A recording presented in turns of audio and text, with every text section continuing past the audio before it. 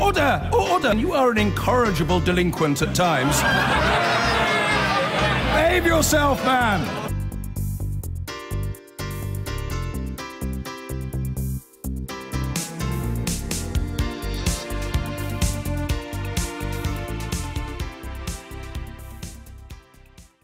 Toby Young, it's all about leadership, isn't it, here? How secure is Theresa May?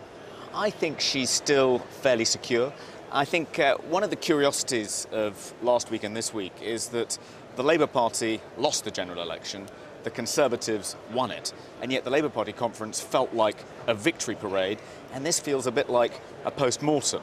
But I think that could actually be to the Conservatives' ultimate advantage. Labour doesn't think it needs to fix anything. It thinks everything is perfect. The Conservatives at least recognise they've got some serious problems they need to address, and there's a lot of talk at this conference about how to address them. How difficult is it going to be for Theresa May to reassert her authority when her Foreign Secretary is doing everything within his power to undermine it?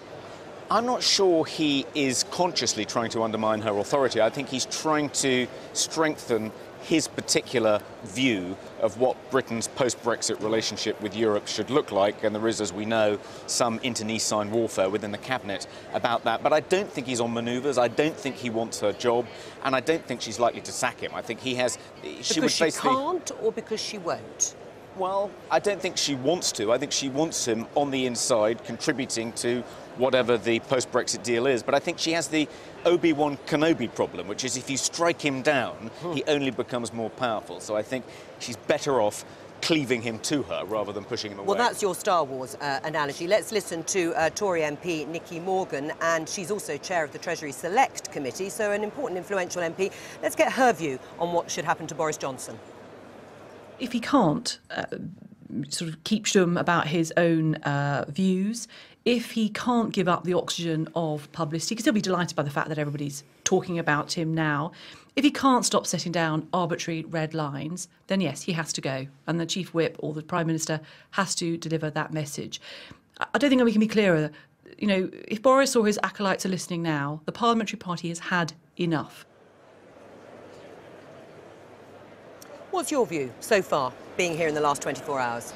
I don't think this party has ever been in such an appalling state of disarray. It's very interesting. If you think even of the last worst days of John Major's government and the bastards who are doing trouble, you think it's worse than that? I think it's worse than that. I think they are absolutely riven as to whether to go with the sensibles, Hammond, Nicky Morgan, who we've just heard, or whether to go with the completely wild West Brigade of Boris, of Liam Fox, of these people who want to sail off into the far blue yonder, nobody knows where, but they say we have a vision of optimism, but they can never say where. You know, on the week that we have Monarch Airlines collapsing, exactly because of Brexit and the fall of the pound, and the week when we have Bombardier disaster for Northern Ireland, exactly as a direct result of Brexit. Now we have business turning against the Conservatives. That's almost unheard of. And how this is resolved, I don't know. It seems irresolvable. The party is shrinking very fast. Many fewer people here than usual. I think it feels... But I don't think they'll get rid of May. I think they can't. She is stuck there because neither side will give way. Well, let's listen to another star, if you like, of the conference, and that is Ruth Davidson, the leader of the Tories in Scotland, and also tipped as a future leader. Let's listen to her. We started with one MP, we finished with one MP, and we might have survived the SNP tsunami, but we were no further forward than when we began. We were still outgunned by those sodding pandas.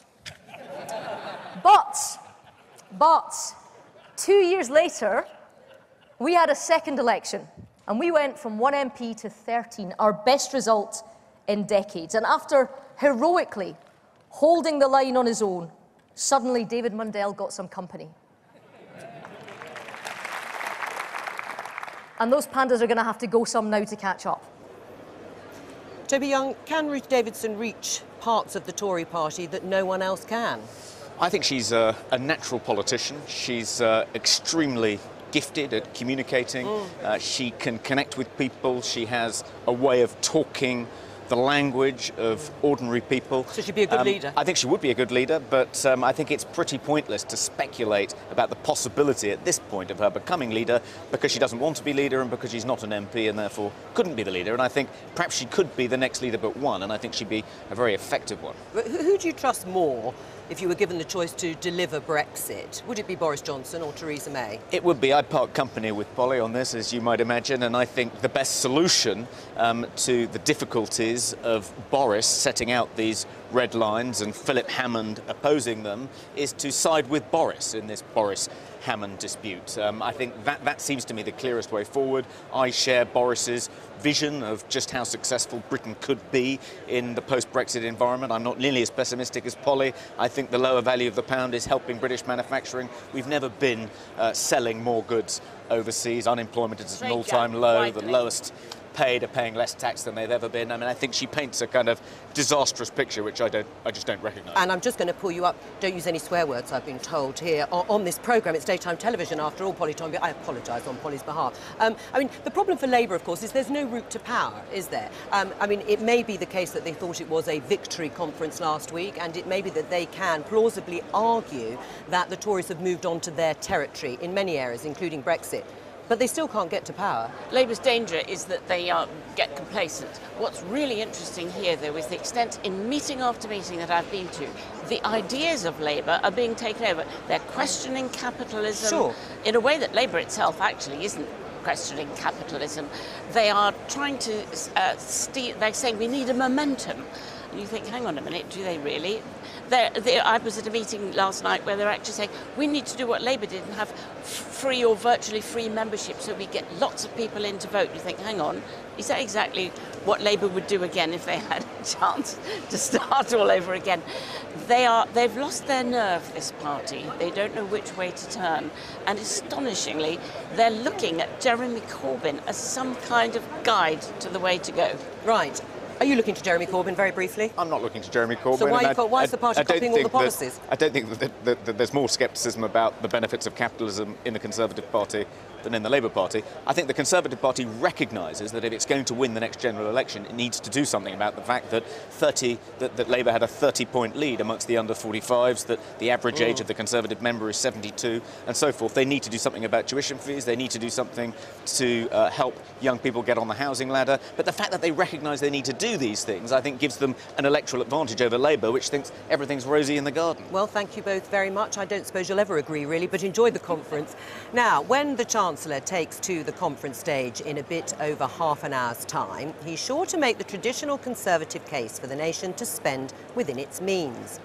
But over the weekend and again this morning, we've had a number of announcements that come with sizable price tags attached. It's almost as though the fabled magic money tree, which Theresa May once said definitely didn't exist, has borne fruit after all.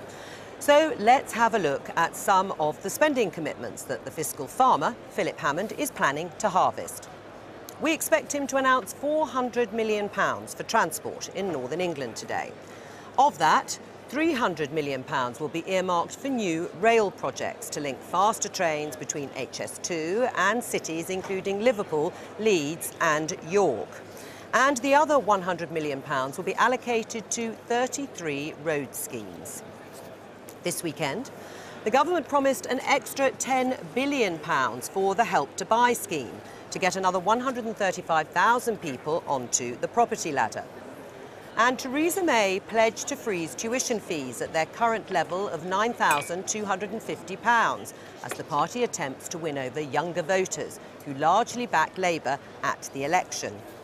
And the fee repayment threshold will be raised, so graduates will start paying back loans at £25,000 rather than £21,000. The government says this will save graduates £360 a year. So what do those policies on student finance and home loans mean for you? And are they good policy ideas? Well, let's talk to the money-saving expert, Martin Lewis. Welcome to the programme, Martin Lewis. Now, this year's tuition fees freeze might have dominated the headlines, but arguably the more significant policy is increasing the repayment threshold for student loans. What kind of relief in your mind does that offer the average student? Yeah, I mean, freezing tuition fees is relatively trivial because That only really helps very high-earning graduates. Most graduates at the moment won't earn enough to pay off what they've borrowed plus the interest in full in the 30 years before it wipes under the current level of tuition fees, so putting them up wouldn't actually cost them any more. If we are going to keep this current system, and I want to ignore for a moment that obviously the big discussion is who pays, whether it's the individual and the taxpayer as the current system has, or Labour's policy which says the taxpayer pays for everything. If we're going to work within the current system, the most important change was this increasing the threshold. You will remember the government lied to students in 2012 initially by saying that it would put the threshold up with average earnings from 2017. It did a consultation about freezing that. 86% of the consultation responses said don't freeze it, including mine, and then it froze it. And I've campaigned vociferously. I've written to the PM, I've met the Chancellor, I've done a letter writing campaign, I even hired lawyers to stop the freezing of the threshold. So this is a real victory here that they put the threshold up. Now let's look at the actual practical impact of that. If you earn £25,000 and the threshold is £21,000, you repay £360 a year because it's 9% of everything above the threshold. If they put the threshold up to £25,000, you repay nothing. So for every graduate earning over £21,000, increasing the threshold means you pay less each year. But it's actually far more than that. The freeze was regressive, and this is why. All but the highest earners will repay 9% of everything they earn above £21,000 for 30 years, all but the top 23%. Which means by cutting the amount they pay each year, which raising the threshold does, they will pay less in total by thousands of pounds. So increasing the threshold actually reduces the genuine cost of going to university. The only people it doesn't reduce it for are the very high earners who will clear this, because actually by slowing down the amount they repay, they'll pay more in interest, but then they can voluntarily repay anyway. So this is a really significant difference for the amount of money that goes into students' pockets. The big problem is I don't think most students understand this. Most graduates don't understand it. So whether it will work electorally, even though it's the right thing to do, is a different matter. And it has to work electorally because obviously that's the key, because the Tories are wanting to appeal to younger voters. Doesn't it still look like a poor offer compared to what Labour is putting on the table in terms of scrapping tuition fees? Well, it certainly does look like a poor offer, I would think, to many students who would prefer not to have tuition fees, although I'm still confused about the Labour scrapping scheme. I'd like to know what they're doing with maintenance loans, because how you impact the repayment of maintenance loans can still leave many students costing a lot of money. Will that be converted fully into grants, or will it stay on the maintenance loan? So there is some detail to look at. But yes, it does look like a poor offer. It's still going to cost billions of pounds over the long run, and so when people say this is trivial, it isn't a trivial change. But I have to, from my position, as I said earlier, there are two versions. Either you scrap the current system totally, which is an argument for saying taxation should pay for this and taxation works and you don't charge the individual, or if you do charge the individual within that didactic, then this is the right move ahead of cutting interest rates, ahead of cutting tuition fees, because both of those only help people who clear the debt in full over the 30 years, which is the top 23% of earners. This one helps lower and mid-earning students. Will it work electorally? Probably not. People will just find it a lot simpler to say no tuition fees. The big thing we should do, though, is call this a graduate contribution system. That's what it is. Then people might actually understand it. It's not a debt. And if you shout loudly, the whole conference can hear you. They graduate might actually contribution take you up on that offer. Contribution system! I really heard it that time. Now, let's move on to Help to Buy, which is another one of the policies that the government has been talking about. An extra £10 billion to help first-time buyers onto the housing ladder. In your mind, is that £10 billion of taxpayers' money well spent? I always worry about this one. First of all, I have concerns of encouraging people who can only raise a 5% deposit to buy a house. Yes, the scheme itself is quite good. You have to use it on a new build property, remember, not on any property out there.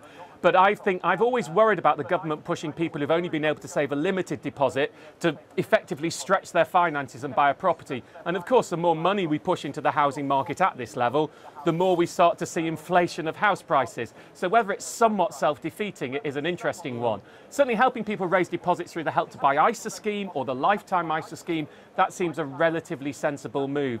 But this is a lot of money when what we all know, if you want to make housing cheaper and better and more affordable, the basic answer is build more houses. Martin Lewis, thank you very much for joining us. So those are some of the spending commitments we've heard about already, and who better to discuss them than with one of the Chancellor's team, the Chief Secretary to the Treasury, Liz Truss. Welcome to the set Good here morning. in Manchester. Well, let's pick up on some of those things, but start more broadly.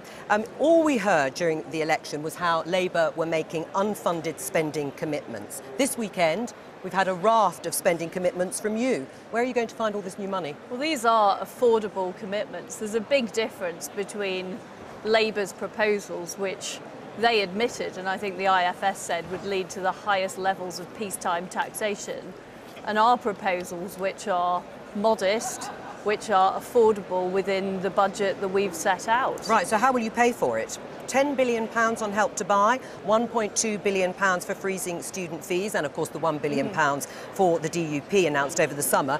Where are you going to find that money? So take the £10 billion for Help to Buy. That is money that will be paid back ultimately. So the government, the government supports it, yes, we borrow it, but ultimately it will be paid back. So that's very different from the issue of raising the threshold on student loans, which absolutely we will need to find 1.2 billion over the next 3 years. So those are two very different sorts of money. The 1.2 billion is not costed. Well, we've got a budget coming up, Joe, which is where we will look at how we fund that compared to other priorities. But this government has a record of being able to identify where there are issues. So, for example, education. We knew there was an issue with frontline funding for schools. 1.3 billion was put into the national funding formula. The money was found from within the education budget. So what we were doing is taking money that we were spending centrally and moving it to the front line. Yes, but you're moving existing money around. You're not spending any more. That's what my you're point. saying. Right. That's exactly the approach we're taking. But you are here. You're going to borrow £10 billion. You're going to add to the deficit, aren't you, in the short term? Well, that adds to the debt. It doesn't add to the deficit, because it goes straight on the government's balance sheet. Right, so you're going to add to the debt, even though the Chancellor said already this morning that debt is going to be coming down next year, he hopes, as a proportion of GDP. You're going to increase that in the short term. Well, yes, but the homeowners will be paying that back. So that's very different from additional government spending that goes on the deficit each year. So how will flooding £10 billion into the housing market encourage demand, not drive up prices? Well, Martin's absolutely right when he says we need to build more houses, right. And we agree with that. We've liberalised planning. We've got further ideas about how we might make it easier for people to build homes. That's very important. But the important thing about Help to Buy is it only applies to new build properties. So there is an incentive in there for developers to build out faster on the land where they've already got planning permission. And of the previous Help to Buy that we've already done, around half of it was additional to what would have already been built. So we know that almost half of that was additional supply into the market. When is this £10 billion going to kick in? Well, the Help to Buy scheme is already open. Yep, so 2020. So when's in. this money going to come in, this new money? So it kicks in on a demand basis. So as people decide that they want to buy properties, that support kicks in. So it's already in place, that programme. What we're doing is expanding that over a number of years. Yeah, how many years? Until 2020. Yeah, currently, but with this 10 billion, how long is that going to cover? Which that period? will go till 2020. But there's already money going until 2020, so you're adding an additional amount of money for the same time period. Precisely, because the scheme has proved so popular. Because people want to use it, because it's helping them get on the housing ladder. Right, and that's really important. How many people is it helping? I don't have the figure on that. It's 135,000 new buyers. Now, would you accept that that is a drop in the ocean in terms of the housing challenge that faces this country? Well, we need to do more. I completely acknowledge that, but it's a good step forward. And that's 135,000 people who have the benefit now of owning their own home. Right, and a target of 1 million new homes is what you put forward. And actually, the House of Lords Economic Affairs Committee says that's still not enough. That's a cross-party committee. They say you need to recognise the inability of the private sector to build the number of homes needed. Do you accept that? Well, I accept that both the private sector and the public sector need to build more homes. That's absolutely right. Right, how many new homes in a year? Well, you've got that figure of 1 million. We have increased the number of homes that's being built, and over time we'll increase that further. Right, you've already accepted, though, that putting £10 billion into the housing market is going to push up prices. Is that the aim of this government? I haven't accepted that at all. What I've said... Will it or won't it? Well, I've said it won't, because what we're doing is also creating additional supply, because Help to Buy is only available for building out new homes. So that's an incentive for house builders to build out new homes. Right. Is it really the radical revolutionary approach that is needed to deal with the housing issue in this country? I do think we need to do more. What we've said is we'll be announcing further measures in the budget, specifically on planning and supply. This is a challenge that has been built up over decades, that we haven't been building enough homes as a country. As you rightly say, there's not a magic bullet that's suddenly going to sort it out. But Help to Buy is part of the solution. Of course, we need other parts of that solution too. Let's talk about tuition fees. And you're knocking effectively hundreds of pounds a year off debt repayments for some graduates. Is that an adequate response, do you think, in your mind, to the concern over student finance? Yes, I think it's the right response. When I was at a sixth form a few days ago and chatting to some of the students, and what they were saying to me is that they think it's perfectly fair that students contribute to the cost of their university degrees. We know that somebody getting a degree earns on average £200,000 more over their lifetime as a result of that degree, but they felt there were issues when they entered the job market. So what we're doing is raising the threshold from 21,000 to 25,000. That's a reasonable response. I think people broadly accept that there is a huge benefit to going to university, that the student themselves should pay some of that. And of course, the government supports that as well. And that's the right balance that we've got at the moment. Well, I'm sure that's true, Liz Truss, that they will take anything that's going free. But they weren't that enamoured, were they, by the offer, enough to say they would vote Conservative? Well, this is part of an overall package. You know, we've talked about housing. And I think what's also important is making sure that people are able to get good jobs when they leave school or leave university, are able to do apprenticeships as well. So this is part of what we're doing to make sure that everybody benefits from our economic success as a country. But economic There's success... not a single silver people... bullet to answer the question. And when Jeremy Corbyn promises he's going to write this off, that costs £11 billion. Well, he didn't promise that he was going to write off student debt. He said he would deal with it, and they've clarified it. But they did say they would scrap tuition fees. Let's just concentrate on tuition fees. Would cost scrapping £11 billion. Tuition fees. But why would a student vote for the Conservative Party when you are just freezing tuition fees at £9,250 and raising the threshold by a few £1,000s when Jeremy Corbyn is promising to scrap tuition fees? Because if I'm a student at university, I'm thinking about what is my future going to be like. Am I going to get a good job? Am I going to be in a thriving economy? And the fact is, if Jeremy Corbyn is running the country and nationalising everything inside, there won't be a thriving economy for those students to get jobs in. Right. And that's what people care about. People are not myopic. They want to see the big picture. Well, let's look at the big picture, because Philip Hammond, your boss there, striding towards the conference centre now, because he's due to give his speech in about 15 minutes or so. He will obviously be wanting to steady the ship. In his words, he will want to give certainty to businesses in the light of Brexit. And the Confederation of British Industry has already said that disunity in the Cabinet isn't helping that certainty. But I'm here with Liz Truss, who is Chief Secretary to the Treasury, and we have been talking about students. Let's turn to universal credit. 12 of your own MPs are lobbying for a pause. Should you think again? No, we should continue with our programme to roll out universal credit. It's an incredibly important principle of universal credit that for every pound you earn, you keep that money, or you keep enough money so that you want to stay and work. So that's a really important in work principle. And in poverty? Well, we're raising the national living wage, which is going to help people who are at the lower end of the wage scale. We're putting in programmes, apprenticeship programmes, to raise the level of skills.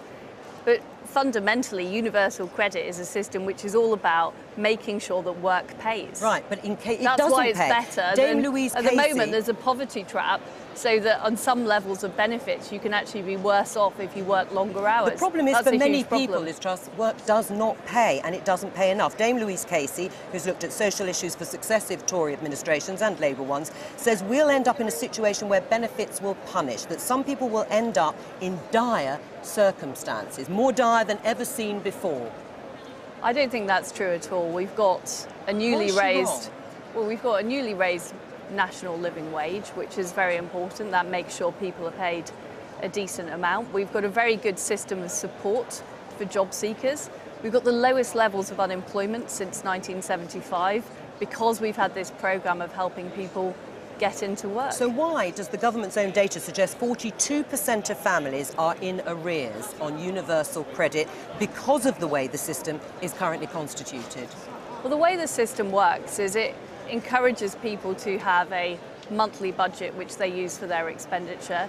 People get support through their local job centre, and it's helping people get into the positive habits of being in work, managing a budget on a monthly basis. And how are they supposed to manage a budget when it's 6 weeks delayed, or possibly up to 12 weeks delayed? We have had interviews with people who are on universal credit, with one woman saying she's got 4 pence to last her a month. How's she going to manage? Well, clearly, if things are delayed, that is a problem, and that is something that will need to be fixed. That's why we've taken the approach of rolling out universal credit over a long period of time. Yeah, but what's that woman going to do in that period of time?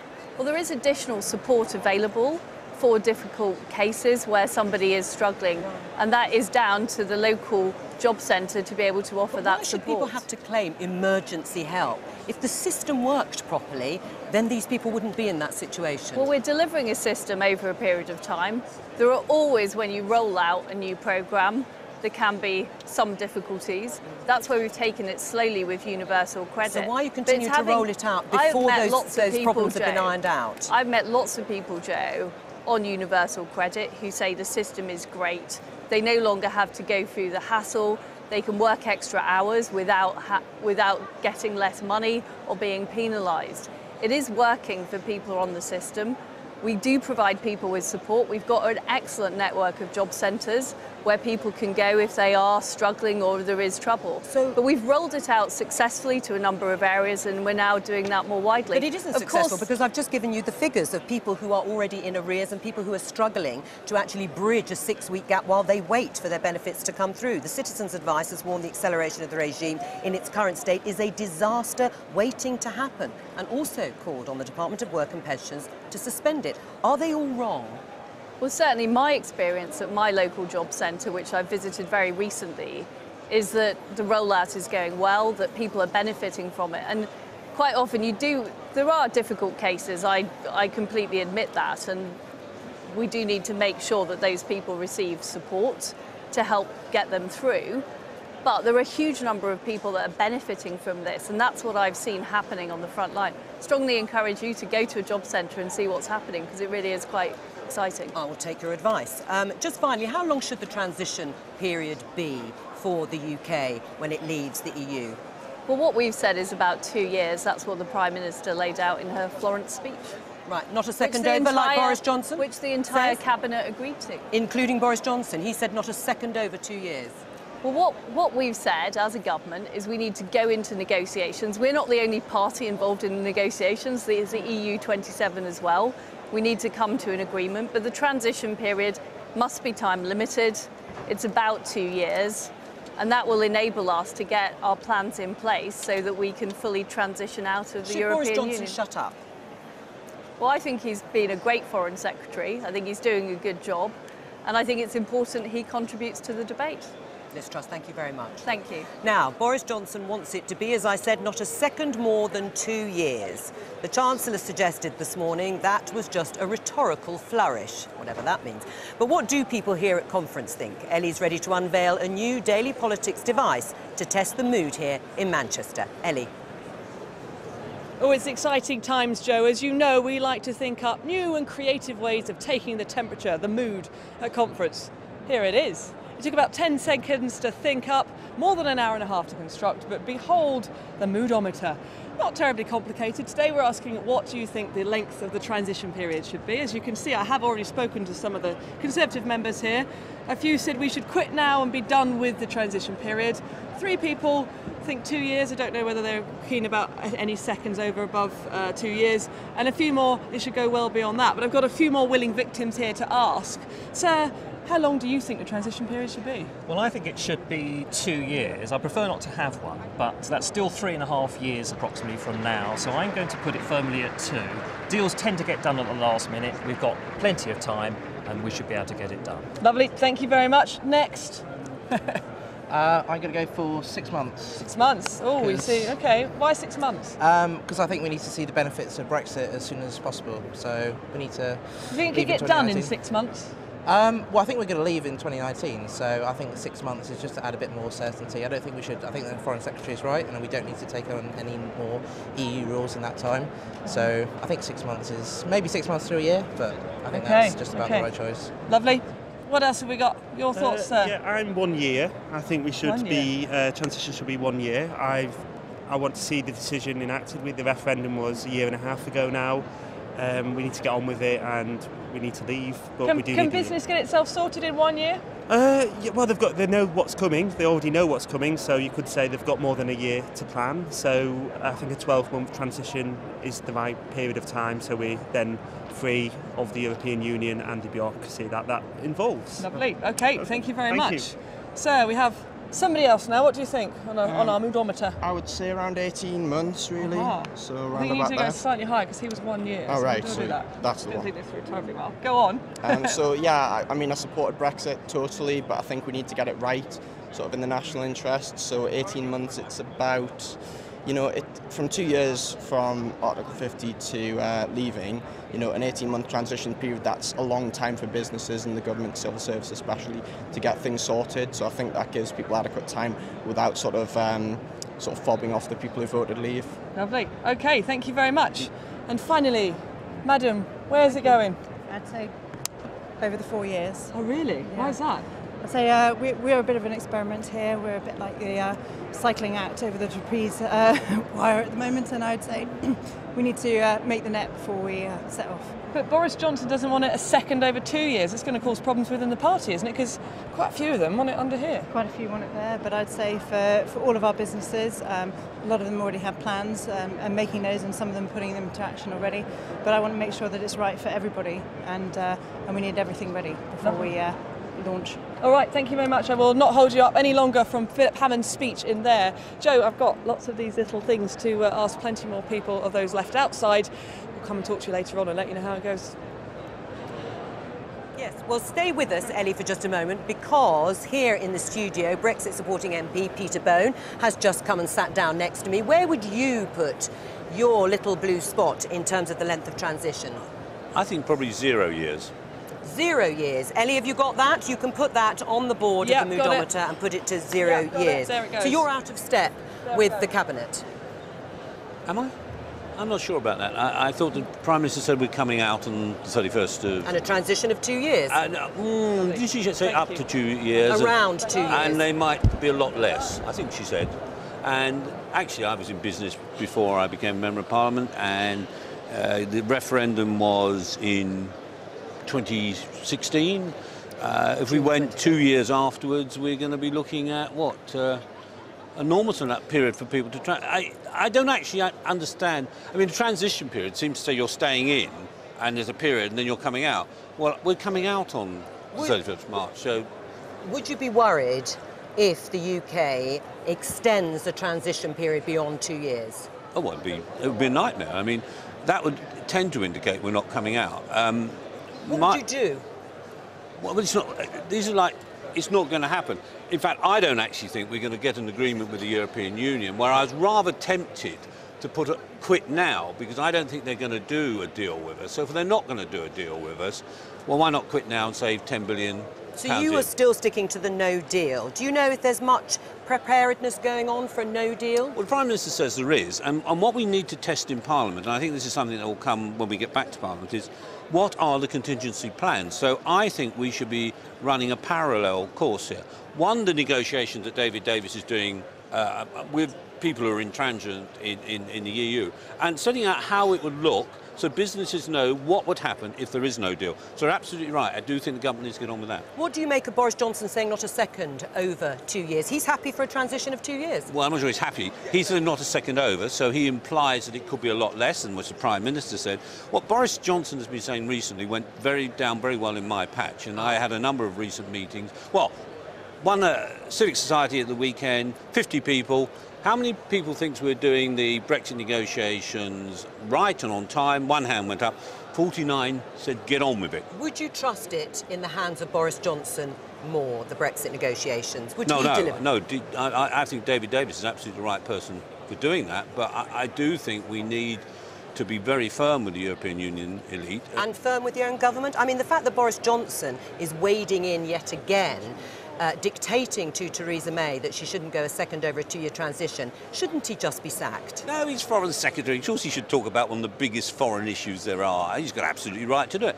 And he's only saying what the Prime Minister is saying. No, the Prime Minister and the Chancellor are saying around 2 years, so it could be longer. Well, it could be less.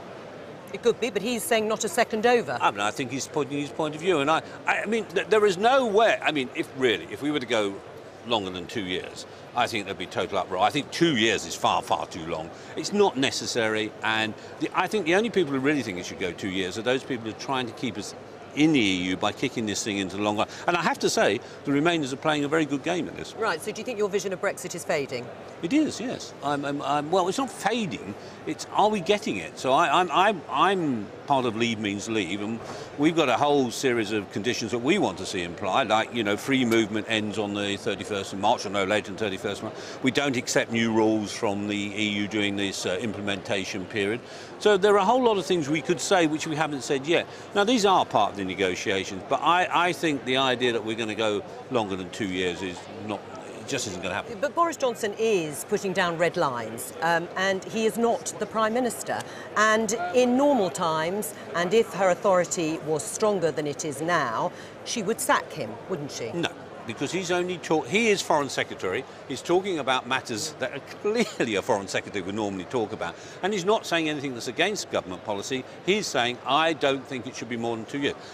I would find that, I would say the vast bulk of the country and the Conservative Party would agree with that. So why is it that the Confederation of British Industry is calling on the government to unite, and they are deeply unhappy about the division and disunity at the top?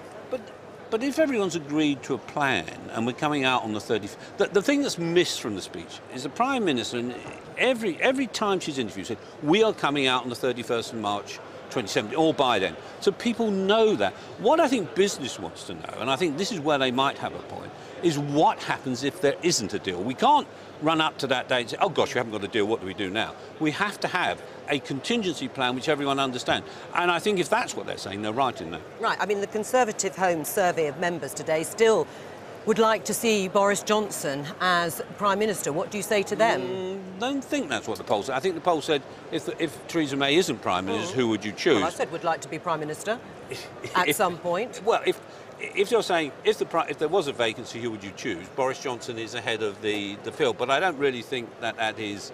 I mean that's interesting, but it's not relevant to what's happening. Do you think Theresa May will fight the next election? Yes, I do. Well, can I put a caveat on that? Yes, you can. I think if she delivers a clean Brexit, she'll become a national hero, and then why shouldn't she go on to fight the next election? So that's my only caveat. She has to deliver this clean Brexit. That means why we can't, we can't be half in, half. You can't be. You're either in or out. You can't be pregnant. You're either pregnant or you're not pregnant. Thank you for clarifying that. What would you like to hear from Philip Hammond?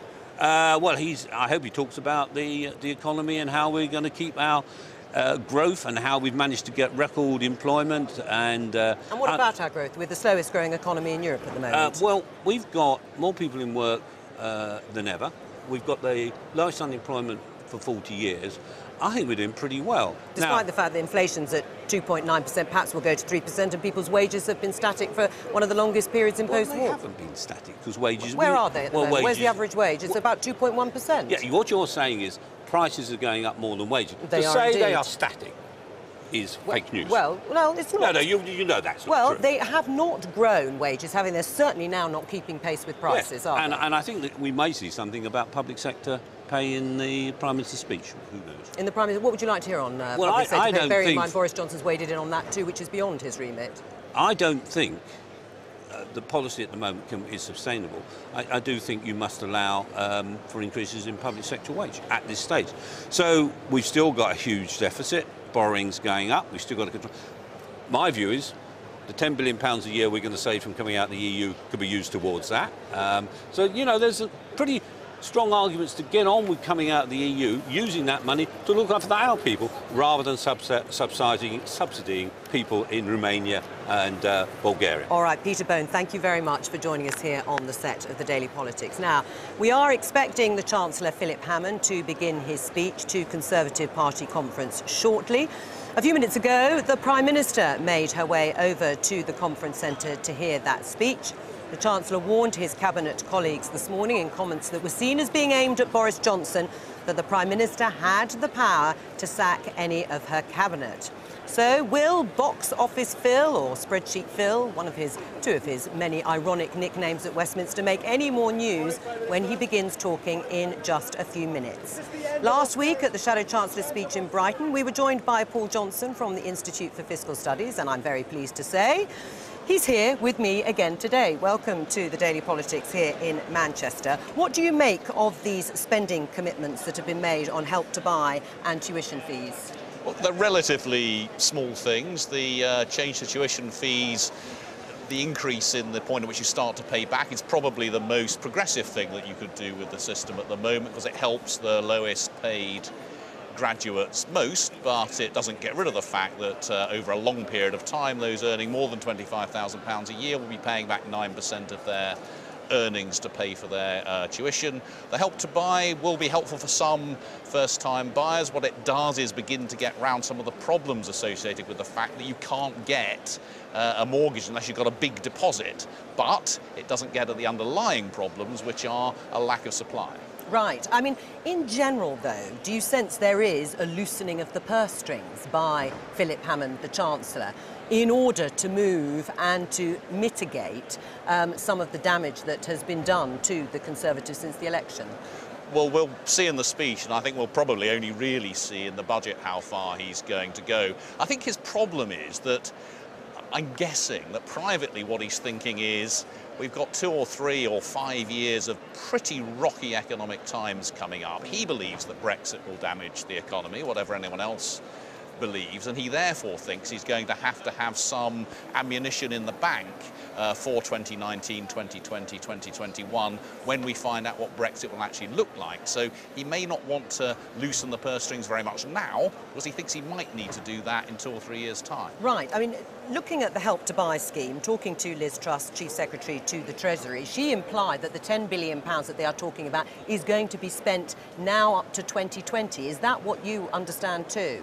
Well, I don't know what the details of the policy are. I mean, it's important to be clear this isn't a sort of £10 billion increase in government spending. A lot of this is about guaranteeing loans, and so you need to be clear what this 10 billion is. It's not the same as the government just spending an extra 10 billion on something else. Right, which is what Liz Truss said to me today. But Philip Hammond has already said or confirmed that the government wants to see debt falling as a proportion of GDP next year. Do you think that is still on track?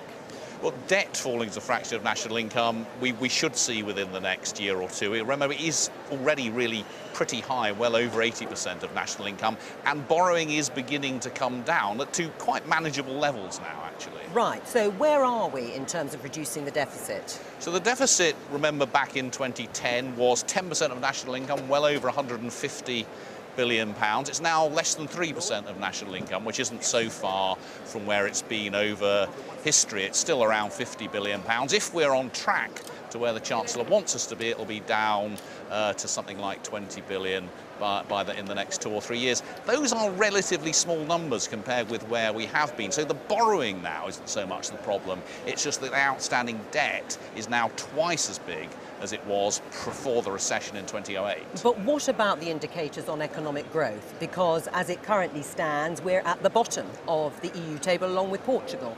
Yes, economic growth over the last year has been pretty poor relative to the rest of Europe. And remember, economic growth actually over the last several years has been nothing like we might reasonably have expected. Since 2008, national income per person has barely risen, so we've lost an enormous amount relative to where we might have expected to be. Right, I'm going to welcome now, just before we go into the hall to listen to Philip Hammond, Laura Kunsberg, our political editor. Welcome here to the set in Manchester.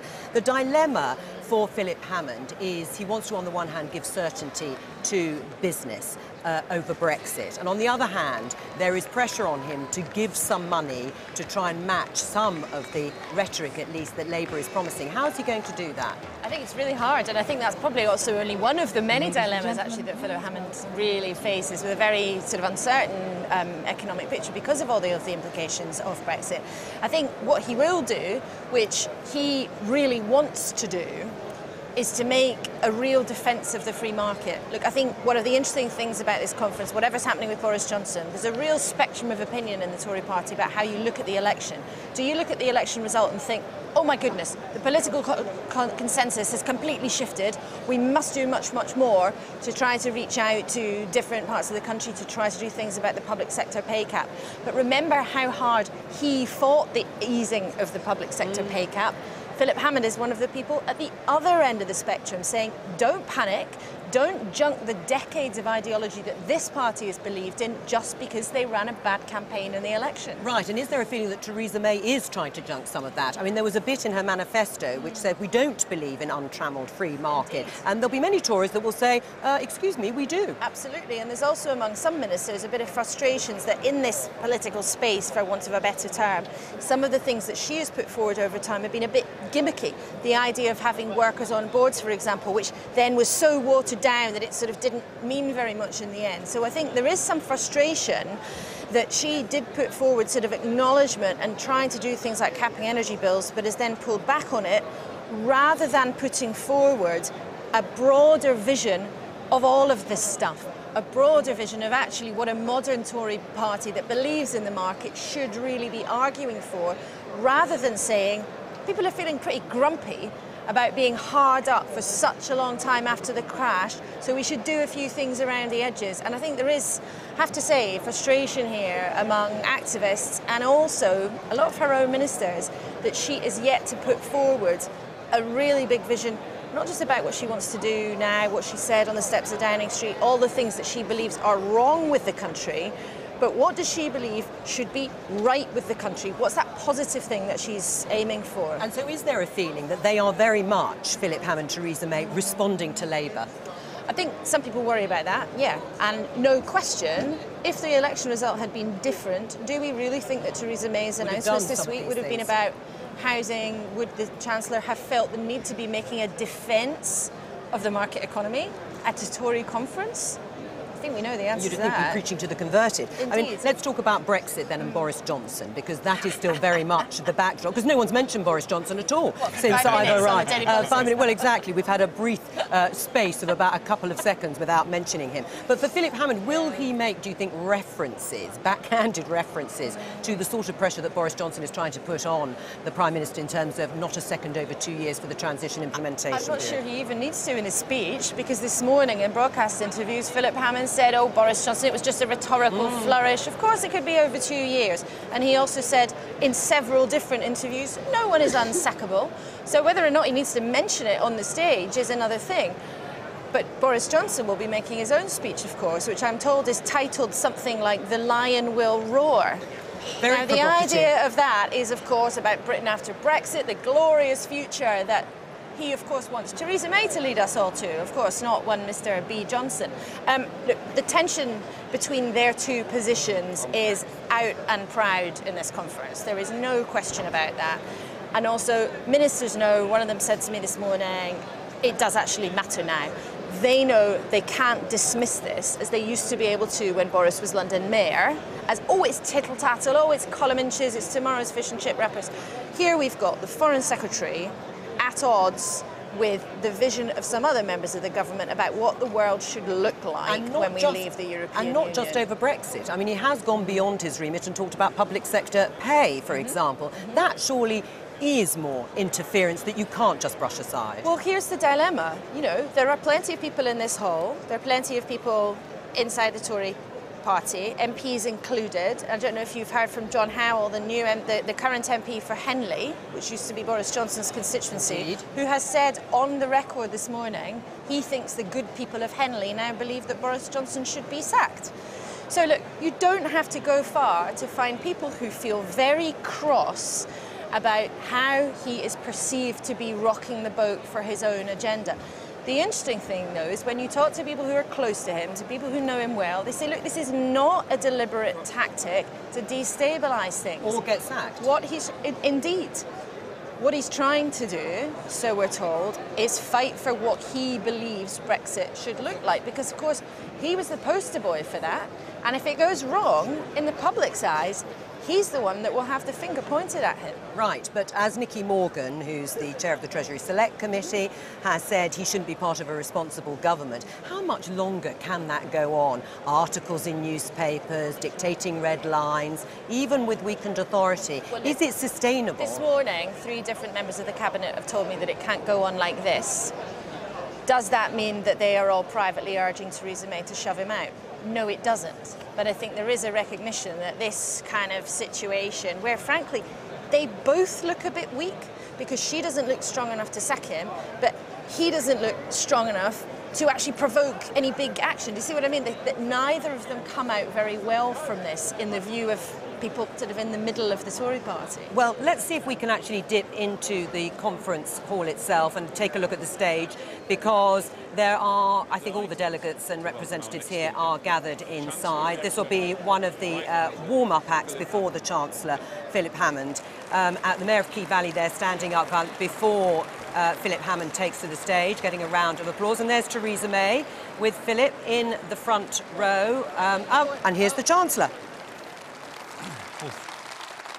Well, thank you, Ben, and what a privilege it is to be introduced by the Conservative Mayor of a North East city region. Ben Houchen, ladies and gentlemen.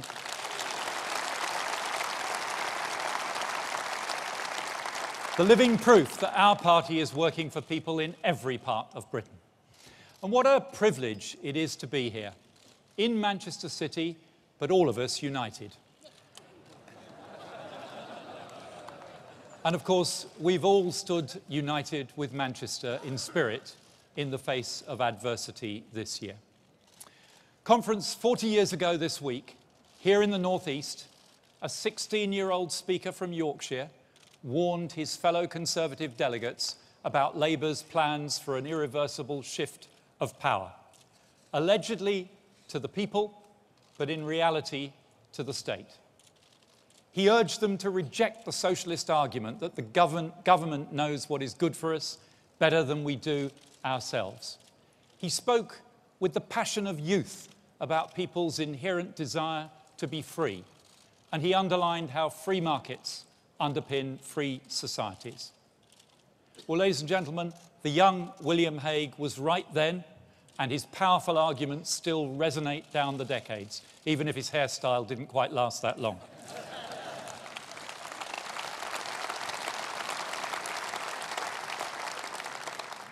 I am not, sadly, 16, and I am not from Yorkshire, but we do have to step forward and make those arguments again, because a new generation is being tempted down a dangerous path, and we have to explain why and how the market economy works and the role of competition as the consumer's friend.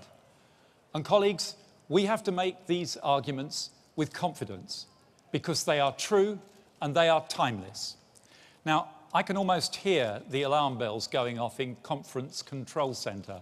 Don't talk about the 1970s. Look, I've got kids. I understand that we will not engage them simply by droning on about some previously fought war. I remember the winter of discontent. But I also know that the purpose of history is to learn lessons for the future. So although, to paraphrase William Hague again, some of us might just conceivably not be here in 40 years, I think we owe it to the next generation to show how Corbyn's Marxist policies will inevitably lead us back to where Britain was in the late 1970s. We know what state control does to industry. Utilities, transport, energy, steel, coal, mail, shipbuilding, telecoms, ports, airports, and much of our heavy manufacturing were all nationalised. All of them were massively inefficient, running up huge losses because the unions knew that with the state as owner, they could not go bust. So the setting of wages and prices was determined by naked political power, not market forces. The losses those industries piled up and the capital they needed to keep going competed with our public services for scarce resources. The Labour government squared the circle by borrowing money. And when the lenders took fright at the mounting debt and the supply dried up, they had to go cap in hand to the IMF. Inflation reached 26.9% in 1975. Britain hemorrhaged talent as a brain drain of doctors, scientists, teachers and managers gathered pace. The skilled and the mobile abandoning Labour's utopia for a better life elsewhere, and who could blame them? Top rates of income tax were 83% on earnings and 98% on interest and dividends. Corporation tax was 52%. I certainly wouldn't envy Liam Fox's job of promoting investment in Britain on those terms. And unsurprisingly, there wasn't very much investment in Britain. So we slipped further and further behind our competitors. And as things got worse, the Labour government doubled down, tightening the screws, inflicting more misery on a country that was already the sick man of Europe, beating the patient, not treating it. Until in the winter of 1978, it finally fell apart. And in the election the following year, the British people voted to put Labour's failed experiment behind them, to abandon the stagnation, the hopelessness, and the national humiliation that socialism had heaped upon our proud nation, and to embrace the radical vision of economic liberation presented by Margaret Thatcher.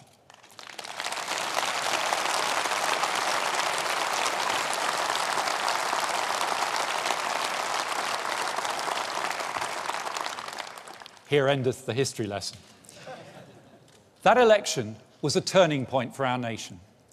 By abandoning the delusion that the state could run the economy, that we could borrow our way out of every problem, by embracing the discipline of the market and taking the hard decisions to put Britain back on track to sustainable growth, we not only rescued our economy, tamed inflation, and created the conditions that led to decades of rising living standards for the British people, but we blazed a trail of ideas that ultimately liberated the people of Eastern Europe, unleashed the boom in international trade, and allowed what we used to call the less developed economies to become the emerging economic giants of today. Now, not everybody likes history lessons, so I could equally appeal to geography, because there are a few countries around the world that have held out against the global trend to market economies and rising living standards, but it is only a few, like Cuba, which I visited last year as Foreign Secretary, where curiously I found cows in the fields but no milk in the shops. And I'm sure the Cuban people are eternally grateful that the state controls the price of milk on their behalf, and presumably willing to overlook the fact that it does it so well that the farmers don't produce any. That is what socialism does to a market. Or Zimbabwe, once one of the most productive and prosperous countries on the continent, but after decades of socialism, not so much a breadbasket as a basket case. And then Venezuela, a country rich beyond imagination in natural resources, but where the economic policies of Hugo Chavez, publicly supported by Jeremy Corbyn, have so tragically impoverished the country that it can no longer feed its people. Inflation is over 1,000%, and this year the economy will shrink for the fourth year in a row. But still, Jeremy Corbyn will not say a word against it. Oh, Jeremy Corbyn. Lost your voice, have you?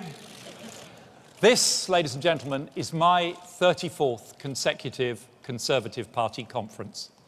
And every year, curiously enough, it's been preceded by a Labour Party conference. I've watched them all, and I can tell you there have been some shockers. Some of you, I'm sure, are connoisseurs. You've probably got your own particular favourites. I think mine is probably Neil Kinnock falling into the sea. Not so much waving as drowning. But last week at Brighton, we saw Labour in the raw, exposed for what it has sadly become. A party taken hostage by a clique of hard-left extremist infiltrators, people who despise Britain's values and talk down our country, who openly proclaim their ambition to demolish our successful modern market economy and replace it with a back-to-the-future socialist fantasy, with hundreds of billions of extra debt for the next generation to pay off, wasting billions more in interest instead of funding public services, squeezing billions more in tax out of ordinary people, threatening investment, trade, jobs, and ending the hope of building a better Britain. It was a resolutely negative agenda of failed ideas, dredged up from a bygone era, threatening not only our economic progress, but our freedom as well, because economic freedom and political freedom have been inextricably linked throughout our own history and across the globe. Well, they say politics is about the clash of ideas, so we say to Corbyn, bring it on.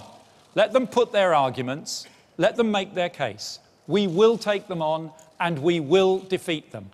And I promise you this.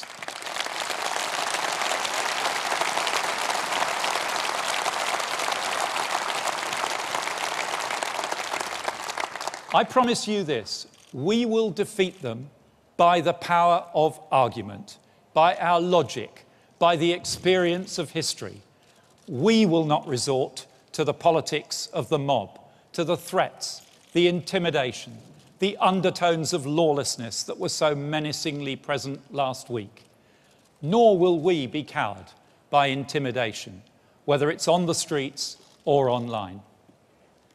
All of this, ladies and gentlemen, is very sad, because for 35 years we had a broad consensus in British politics about our economic model, with the Labour Party acknowledging, admittedly with varying degrees of enthusiasm, the importance of business, investment, entrepreneurship, job creation, so that we grow the size of our economy, improve the lives of our people, and generate the taxes to support our public services. 35 years in which we've seen real living standards almost double in this country. But that consensus is over. We will always do what is right for Britain.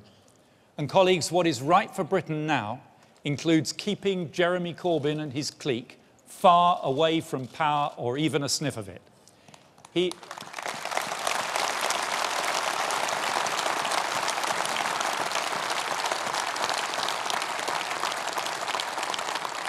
Because let me tell you, he is a clear and present danger to our prosperity, damaging our economy, even in opposition. His loose talk already deterring the entrepreneurs and the investors we need for our future success. By abandoning market economics, Corbyn's Labour has abandoned the aspirations of ordinary working people, and we must be the party which picks them up and delivers on them. Yes, it falls to us in this great party not only to keep Britain safe from the resurgence of hard-left socialism, as we have had to do before, but to stand up for the hard-working, decent people of this country whose concerns are real and whose livelihoods and well-being are too important to be put at risk by an ideological experiment. But we won't do that by simply asserting that Corbyn's way is the wrong way. We'll do it by offering them a better way forward, by showing that we can address Britain's challenges and their concerns without going to the extremes that Corbyn proposes. And as Labour abandons the centre ground of British politics, we will do it by taking that ground. We will do it by being the party of progress, the party that looks outward while they are turned inward, the party which embraces the future while they yearn for the past, the party which welcomes and manages change while they want to resist it and tax it and fight it, the party that makes a clear commitment to the next generation that they will be better off than us and that their children will be better off again than them. That is the Conservative definition of progress.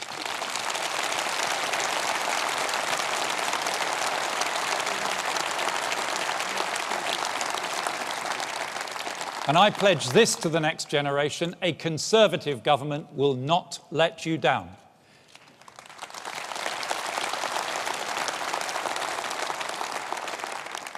But we also need to understand, ladies and gentlemen, why we are having this argument. An argument that both we Conservatives and politicians of the centre-left thought we had won so decisively that the one or two remaining proponents of hard-left socialism in Parliament, like Corbyn and McDonnell, were for years treated in Parliament almost as museum pieces, dinosaurs, worth preserving for the sake of historical curiosity. But last week at Brighton, the dinosaurs had broken out of their glass cases, their political DNA apparently uncontaminated by any contact with the reality of 30 years of global economic development.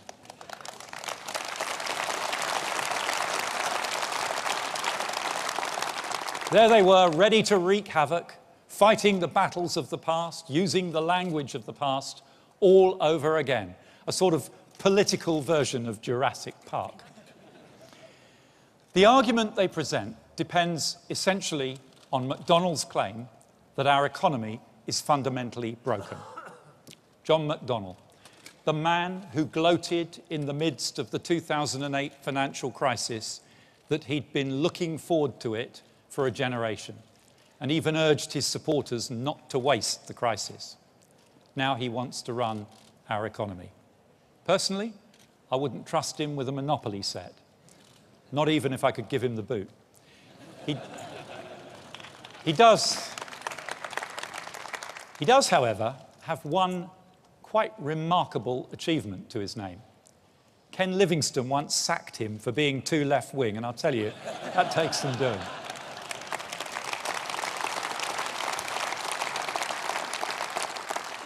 Conference, the hard left are preying on people's worries, manipulating their fears, luring them with false promises.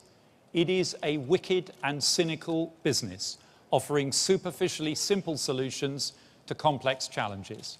But colleagues, we need to listen to those fears and concerns. We need to acknowledge the weariness at the long slog back from Labour's recession, the pressure on living standards caused by slow wage growth and a spike in inflation, the frustration among the young who fear that the combination of student debt and sky-high rents and house prices will condemn them never to access the opportunities of property ownership their parents enjoyed. Now, many of you will have heard these concerns firsthand at the election as you pounded the pavements of Britain. And I want to thank you on behalf of all the candidates, successful and unsuccessful alike, for your help. We hugely appreciate it, and we never forget the debt we owe to the volunteers who are the backbone of our party.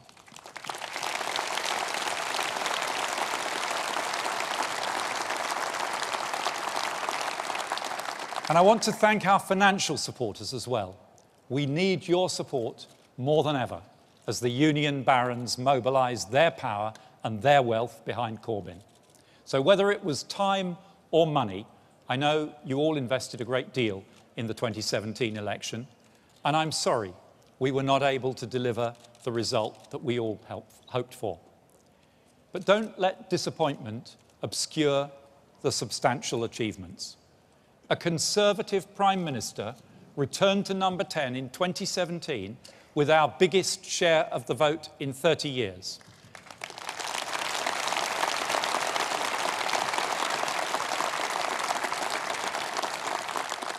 And at 43%, Theresa May has a clearer, stronger mandate in the popular vote in Britain than Angela Merkel does in Germany.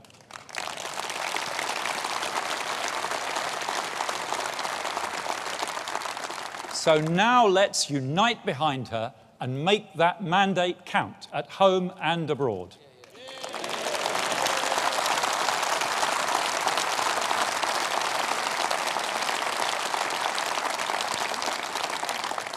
Under Ruth Davidson's dynamic leadership, we saw Scotland sending 13 Conservatives to Westminster, re-establishing an assertive Scottish Conservative voice in our UK Parliament for the first time in 2 decades. And believe me, as Chancellor, I have already found out just how assertive that voice is.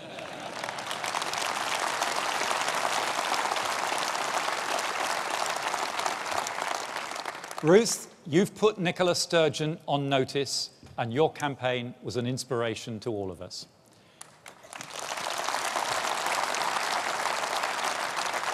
In the Midlands, we won seats such as Stoke-on-Trent South for the first time in 80 years, and in Copeland we saw Trudy Harrison cement her historic by-election victory.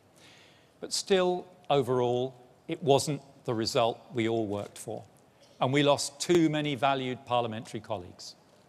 And while we will dismiss Labour's solutions to them, we must never deny or dismiss the underlying concerns that the election articulated. We must listen to them and we must respond, not by embarking on reckless experiments that would put at risk all the progress of the last decades, not by swimming against the tide of history, but by working with the market economy to deliver pragmatic solutions that will make ordinary lives across Britain better. Because, Conference, our economy is not broken, it is fundamentally strong. And while no one suggests a market economy is perfect, it is the best system yet designed for making people steadily better off over time and underpinning strong and sustainable public services for everyone.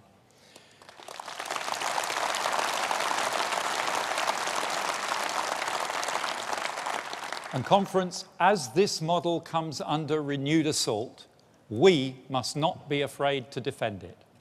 The market economy frees people and businesses, encourages them to create, take risks, give ideas a go, because they can see the results and benefit from their success.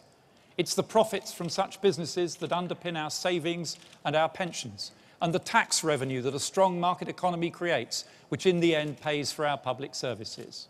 Of course there are challenges to delivering sustainably higher living standards for our people, and we need to be honest and open with the British people about those challenges and how we are tackling them, and only that way will we overcome them together. We face an immediate challenge, managing uncertainty about the outcome of our Brexit negotiations. We face a medium-term challenge of restoring our public finances to balance and starting to pay down our debts, so we do not burden the next generation with the costs of our mistakes. And we face a longer-term challenge of raising Britain's productivity, increasing the amount we produce in each hour we work so that we can get wages growing more quickly without simply stoking inflation, and so we can fund our public services to support our ageing population. That's us. 10 years ago, we gathered for our conference just days after we'd witnessed the spectacle of people queuing round the block to draw their money out of Northern Rock, the first run on a bank in Britain for 140 years. The financial crisis that unfolded over the following year has scarred our country deeply. The effects of a financial collapse are always the most difficult to shake off. Some chose to accelerate the process, accepting widespread business failures and soaring unemployment, still 17% in Spain today, 2 years after their recovery began. We chose a different route, and I'm proud to stand here today as a Conservative Chancellor to report on our successes. But as I just heard David Gauke doing it brilliantly just a few minutes ago, and as it's nearly lunchtime, I won't repeat the litany of success since 2010. Thank you, David, for showing that you can take the man out of the Treasury, but you can't take the Treasury out of the man.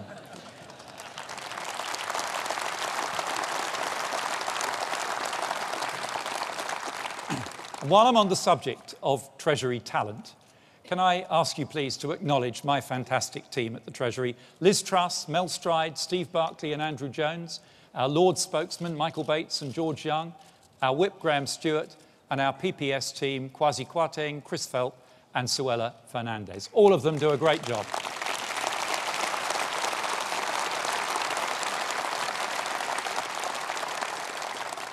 So I won't repeat our overall record, but there is one fact, an inconvenient one for our opponents, that I just want to dwell on for a moment. Despite the debt and the deficit we inherited, despite the challenge Britain has faced, despite the difficulties of rebuilding an economy ravaged by recession, we can be proud that under this Conservative government, income inequality in this country has fallen to its lowest level in over 3 decades.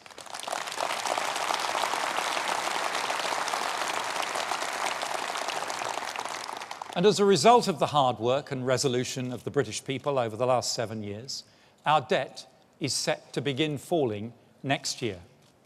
Our economy today is fundamentally strong. We are well positioned for the future with our time zone, our legal system and our language. Last week's World Economic Forum League table shows the UK a more competitive place to do business than it has ever been. The UK is the world's #1 digital economy. We led the world in the first industrial revolution, driven by steam and iron and our great engineering pioneers. In the 20th century, we helped give the world radio, television, the jet engine and the computer. Mixed blessing, some would say, but we did it. And today, we are playing a leading role in what some have called a 4th industrial revolution, in which new technologies, robotics, artificial intelligence, big data, biosciences are coming together to change the way our economy and our society works. Ladies and gentlemen, the future is coming, and we must be the party that embraces it, not fights it, because it is change that will deliver the progress we are committed to. We have a phalanx of entrepreneurs and investors who've taken these breakthrough technologies from the labs of our world-leading universities to the factories and business parks of Britain, creating the jobs and the wealth and, yes, the tax revenues that will sustain the Britain of the future. Britain is also the world's 2nd largest exporter of services. Our world-leading firms in financial, legal, technical, digital and creative services are poised to seize the opportunities in the great emerging economies like China. A fundamentally strong economy with a great future. A fiscal strategy which will get our debt down and keep our global credibility up, while maintaining sufficient headroom to support our public services and invest in Britain's future. But now we need to tackle the stagnation in wages. Britain's productivity growth, along with many other developed countries, slowed to a snail's pace in the wake of the financial crisis and has remained stuck there since. We need to get it moving, although we definitely don't need momentum.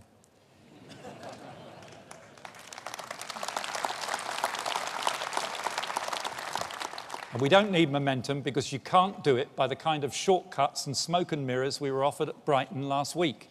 Anybody with a GCSE in economics can tell you that pouring borrowed money into a state-controlled, union-dominated economy will produce inflation, not growth.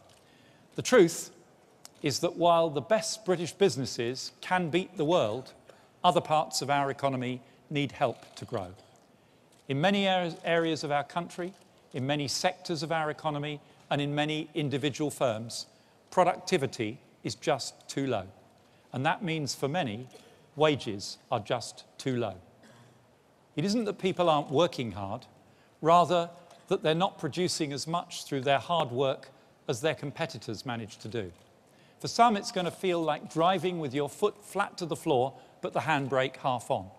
Sometimes that's because of inadequate skills. So I announced in the spring budget that we will invest £500 million a year to radically reform technical education. And we're on course to deliver 3 million more apprenticeships by 2020, creating new opportunities for higher skills and higher earnings for millions of young people. But it isn't only Britain's young people who need support to develop new skills, which is why we committed in our manifesto to introduce a new national retraining scheme to help people whose jobs are threatened by technological change or who have to find new careers because of longer working lives, so they can get the skills they need to maximise their earning potential, preparing Britain's workforce as we embrace the future. A Conservative government determined to leave no one behind. Sometimes low productivity is because firms haven't invested enough private capital in the latest technology to make their workers more productive. So our patient capital review will report in the autumn on ways to increase private investment in growth businesses. And sometimes it's the government that has failed to deliver the public infrastructure that businesses need to prosper. And this government accepts the challenge of stepping up infrastructure investment. That's why we created the National Productivity Investment Fund, demonstrating our commitment to fund Britain's future at the same time as dealing with our debts. An extra £23 billion is going into high-return schemes such as housing, transport, broadband and R&D, schemes that will drive Britain's productivity performance. And the industrial strategy that Greg Clark is delivering will help us to harness the power of government to spread economic growth across the length and breadth of the UK. Because ensuring our regional economies are firing on all cylinders will help to close the gap in living standards and raise our national performance. That's why we are committed as a government to the Northern Powerhouse project, to join the great cities of the north into a single connected market with a population to rival London's, and to the Midlands Engine to do the same in the Midlands conurbation. And what a great job Andy Street is doing as our Conservative Mayor of the West Midlands.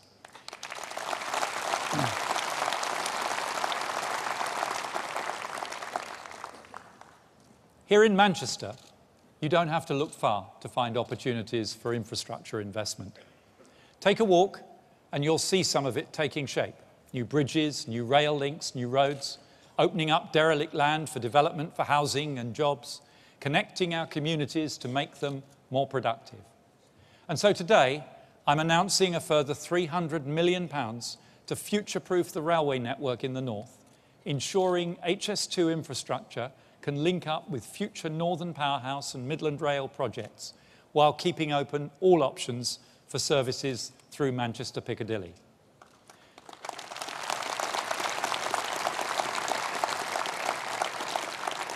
And as well as infrastructure, sustainable economic growth needs housing that is both decent and affordable, and in the places where people need to live. Housing to buy and housing to rent in the public and private sectors. We recognise that right now, despite the growth in housing starts, getting into the housing market is challenging for anyone on average earnings. And to many young people, the housing market looks rigged in favour of those already way up the ladder and against those trying to get on the bottom rung. As Conservatives, we've always supported young people and families to achieve their dreams of home ownership. Our Help to Buy ISA, launched in 2015, has helped more than 1 million people to save for their own homes. And Help to Buy Equity Loan has achieved much higher take-up than we expected, helping 130,000 families so far with a deposit for their own home. And this morning, the Prime Minister and I have visited 2 of them in their new home in Salford, hearing firsthand how Help to Buy made their dream of home ownership come true. But that very success means that the original funding allocated to the scheme will run out before the scheme was expected to end. So today, I can announce an extra £10 billion in funding to provide loans under the scheme through to 2021, helping an estimated 130,000 more home buyers over the next few years.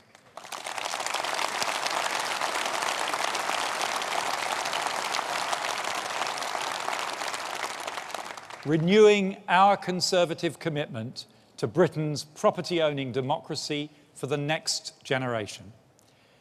So an economy that is fundamentally strong, our deficit being tackled in a responsible way, and investment in Britain's productivity to drive up growth and wages. That is a solid basis for Britain's future. But we face an immediate challenge as we move ahead. The process of negotiating our exit from the EU has created uncertainty, so investment has slowed as business waits for clarity. So before we can reap the benefits of our strong economic fundamentals and of the investment we are making in the future, we must remove this uncertainty. But of course, Brexit is not only, or even mainly, an economic decision. In 1973, we joined something that was then called the European Economic Community, the Common Market. Perhaps just one or two of you might be old enough to remember it. The key word here is economic. We did not join a grand political project, and we did not change.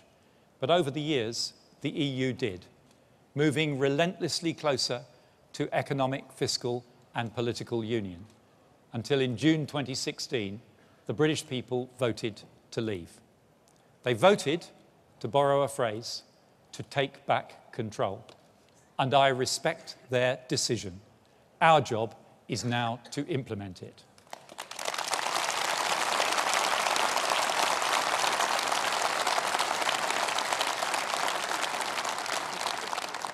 But as I've said before, they didn't vote to get poorer or to reduce trade with our closest neighbours and biggest trading partners. The British people have chosen independence over integration, and as we implement their decision, we must use that independence in our nation's best interest to protect our jobs, to strengthen our economy, and to safeguard our prosperity. We're leaving the EU, not leaving Europe. Our economic future will remain closely linked with the EU for many good reasons, but our political future will be our own. Our EU partners can go their way. We wish them well, but we will not be joining them on a voyage to ever closer union. We must resolve the short-term challenge of the uncertainty around this process by accelerating the talks and delivering a time-limited interim period of around 2 years for our businesses to adjust. Our objective is to make Britain safer, stronger and richer. And as the Prime Minister said in Florence 10 days ago, that objective is what will guide us in our negotiations. I don't pretend to you that it will be a simple process. There are moments in history when the choice is binary, like the decision in the referendum last year. But there are other times when the challenge is more complex.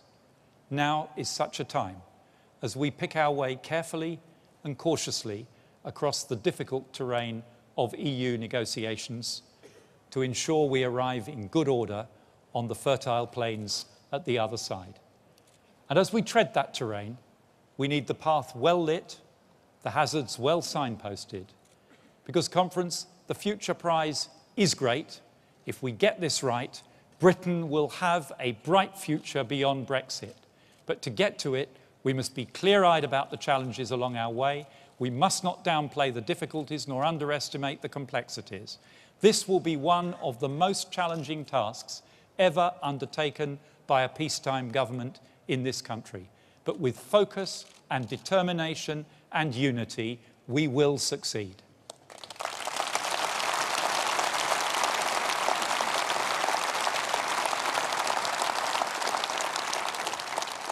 So, Conference, we will deliver a Brexit that works for Britain. And in doing so, we will unleash our nation's potential. We have a fundamentally strong economy. We're rebalancing our public finances. We're addressing the productivity gap. We're investing in Britain's future. But we hear the concerns of a generation that feels excluded from the opportunities their parents enjoyed. We hear the concerns of millions of households impatient at the long slog back from Labour's recession. We hear them and we will respond to them. But we can only do so by harnessing the power of the market economy to deliver a brighter future. And that means refighting a battle we thought we had won against an opposition determined to put Britain's prosperity at risk. We will not let that happen. We will not allow Britain's prosperity to be threatened, our security to be undermined. We will take on the false promises of Corbyn's Labour, and one by one, we will expose them for the fallacies that they are. We will not allow the past to triumph over the future. We will not allow the politics of fear to trump the politics of progress.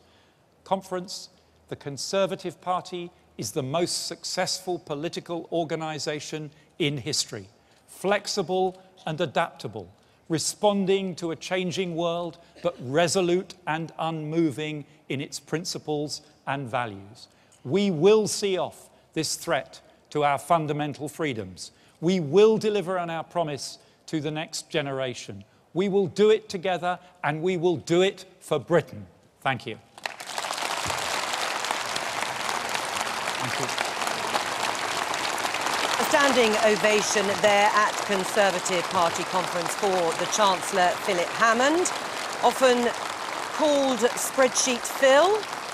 Obviously in his role as Chancellor, the man of figures. There was fighting talk from him, actually, at the end of what was about 40 minutes of his conference speech, where he defended the free market economy and capitalism and said that the Conservative government would harness all the benefits and advantages of the free market economy, that they weren't going to actually fall down on the false promises of Jeremy Corbyn's Labour Party and their threat to fundamental freedom. He ended his conference speech on Brexit. It is, of course, the big subject, the big challenge of this generation politically, and he highlighted the complexities and the difficulties that lay ahead. But he said that the future prize is great as long as it's met with unity, obviously pointing there to the recent rows and disagreements with Boris Johnson over how Brexit should be achieved. He said that the British people had voted to leave the EU, and he said, I respect that decision. Our job is to implement it. But they didn't vote to get poorer, he said. And in around 2 years' time, after the implementation period following in 2019, he said they would make Britain safer, stronger and richer. But he obviously felt a great need to defend the free market. He attacked the Labour governments of the 1970s. He launched a blistering attack on what he called a failed experiment of Labour then. And although it was something of a history lesson, he said they needed to restate the arguments of the capitalism that Tory governments have believed in. He said that as far as John McDonnell was concerned, the Shadow Chancellor, he wouldn't trust him with a monopoly set, even if he could give him the boot. Paul Johnson from the Institute for Fiscal Studies is still here with me now. Do they sound like they're running scared of Jeremy Corbyn and his brand of economics? Well, it was certainly a speech remarkably focused on the opposition from a Chancellor in government. And I think what he was saying is they've got a Labour opposition, which is actually very different from the Labour oppositions they've faced since at least 1983, with a dramatically different view of how the economy excuse me, how the economy should be run. Now, one of the problems, in a sense, of the Conservatives is, of course, they've been attacking the Labour Party under Blair and Brown and Miliband through all of this period, and they have to ramp up the rhetoric considerably further, given that the Labour Party under Jeremy Corbyn is a very different beast in terms of its policies to the Labour Party under its more recent leaders. Now, he did say that the economy here had strong basic fundamentals. Is he right over that when, at the moment, we have the slowest growth in the EU, when inflation is rising and prices haven't kept pace? Is he actually correct to say that the economy is still in good shape? Well, some and some. I mean, clearly there's been a big problem since 2008. Wages are still below where they were almost a decade ago, which is pretty extraordinary. Productivity has been performing terribly over the last decade. Interest rates still at close to zero are a big problem for the economy going forward. On the other hand, we do have the highest employment rates pretty much ever, and whilst living standards have certainly faltered over the last several years. Again, he was right to say they are twice as high as they were 30 or 40 years ago. So we're not in a disastrous position, but we've had a very bad time since the financial crisis. Right, and in his response, as he said, is to obviously listen to the electorate, but by working within the market economy. He didn't, though, announce anything new. He confirmed the Help to Buy announcement that's been made, but there was nothing new for people to chew over. I didn't hear any new policy announcements at all. Now, perhaps that's not surprising given he's got a budget in 6 or 7 weeks' time, and everyone's going to be listening very carefully to what he says in the budget. I mean, one of the things that he was very clear about, and he said this several times, was about the generational issue. He referred quite often to the fact that it's younger people, people in their 20s and 30s, who have really been struggling over the last decade or so because house prices have gone up, wages have gone down for that group. They can't save enough in pensions and so on. And he said quite a lot about that. The only thing he had for them was this Help to Buy policy, which will help some get onto the housing market. But having raised that issue so high, and with very good reason, he's going to have to deliver something, you'd think, in his November budget. But in the round, is there a big offer being made here by Philip Hammond and the government? The Help to Buy scheme we've talked about, and tuition fees. But does that really, in your mind, provide a new economic vision within the market economy for voters? I didn't hear a big new offer. I didn't hear a big new strategy in there. What we heard was, as you say, a defence of the market economy, a defence essentially of what the government's been doing for the last 6 or 7 years, getting the deficit under control, getting some of the fundamentals right. And also what I heard was some really quite serious warnings about Brexit. I mean, what he said was it's one of the most challenging tasks ever undertaken in peacetime to get the Brexit process right. He said explicitly, and I don't think I've heard him say this before, that investment has already slowed down as a result of the Brexit process. So he's clearly concerned about that, and one of the things he's thinking about without question is, how do I respond to that? How do I leave myself the space to respond to that if things get much worse down the road? Right, and as you say, he may need money in the future to try and counterbalance any of the uncertainties that come with Brexit, and he obviously does feel it is going to be uncertain. Although he said that business needs clarity, what sort of things are business looking to him for? Well, I think business really wants clarity on a number of things. First, they want clarity on some real clarity on the transition process. If in 6 months' time they still think there is a serious possibility of a cliff edge, we just tumble out with any kind of trade deal, then that's really going to hit investment. People are going to really start moving significant numbers of jobs away, as they have already started to in a small way. So they want certainty on that. The other thing you absolutely hear business talking about all of the time is certainty over immigration, on being able to get particularly the high-skilled, but not just the high-skilled immigrants from the rest of Europe, because a lot of businesses, and a lot of the most successful businesses, and a lot of those actually pay a lot of the tax that we all rely on bringing those people in from the rest of Europe. And when I talk to businesses, they're actually more worried about that than anything else. Right, and he didn't talk about immigration per se. He did say that he doesn't want people to be poorer. Do you think, in your mind, from everything Philip Hammond has said since that EU referendum, that he thinks we will be poorer under Brexit? Is that the implication you get from him?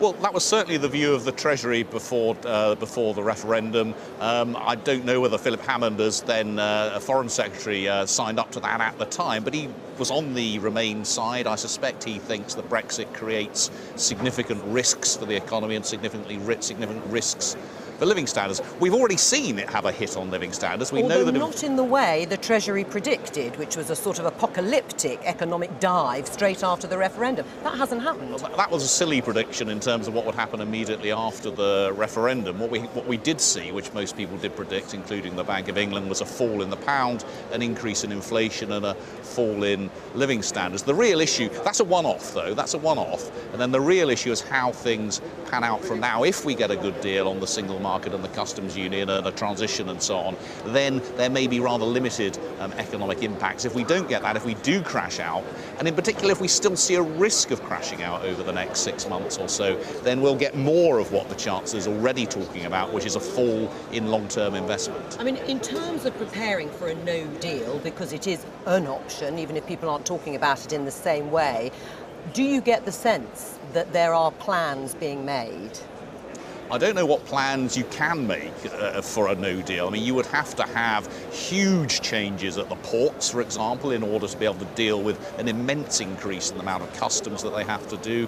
You would have to have very big changes to regulation in financial services and so on to give them the best shot at continuing to deal with the rest of Europe. But if we were to crash out, if we were to get in a position where, for example, our service industries simply didn't have any deal with the rest of Europe in order to trade with them, it's not an awful lot you can do to overcome that. Right, well, Paul Johnson, please do stay with us a little longer, because I'm joined now, here I'm very pleased to say, by the Defence Secretary, Michael Fallon. Welcome to the Daily Politics. Good afternoon. Listening to that speech, the Chancellor spent an awful lot of it, certainly at the beginning, talking about Labour and Jeremy Corbyn. He even gave that phrase, "Oh, Jeremy Corbyn." The Conservative Party's rattled, isn't it?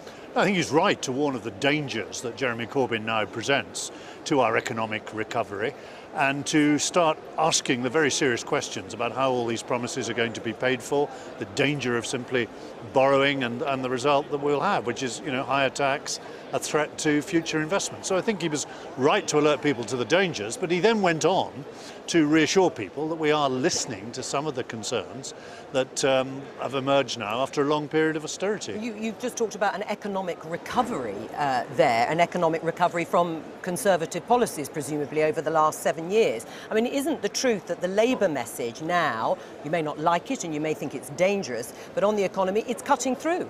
It's cutting through with voters. People are clearly fed up with austerity, low pay and rising prices, and they don't trust the free market anymore to fix those problems. No, the recovery over the last 7 years has been from the financial crisis. And you've seen now record employment, huge fall in unemployment, more opportunities for young people, more people working than ever before. But yes, he's addressed some of the concerns now. He said he's listening, for example, on pay. We've got more flexibility in public sector pay, and you'll hear more details about that in the budget. And that we do understand the concerns, particularly amongst young people, that they're having difficulty in accessing the housing market. And you've heard proposals earlier this week of how we're going to tackle that by extending Help to Buy and shaking up the supply of houses. Right. I mean, why does the Conservative Party not poll better with young people? Why have Labour beaten you when it's come to young voters? Well, I think you've got to look back at the election and some of the wild promises that Jeremy Corbyn made. If you tell people that you're going to suddenly wipe out all their student debt, of course, that's exciting and interesting for young people. It then turned out, of course, it wasn't true. He isn't now able to make that kind of promise.